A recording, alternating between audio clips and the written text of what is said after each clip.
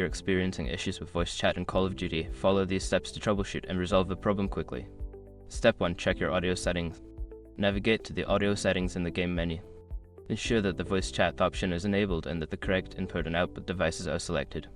Step 2. Verify your microphone. Make sure your microphone is properly connected and functioning. Test it in other applications to confirm that it is working correctly. Step 3. Adjust Windows sound settings. Open the sound settings on your computer. Check the input and output devices to ensure they match what you have set in the game. Make sure the microphone is not muted and the volume levels are appropriate. Step 4. Update audio drivers. Ensure that your audio drivers are up to date.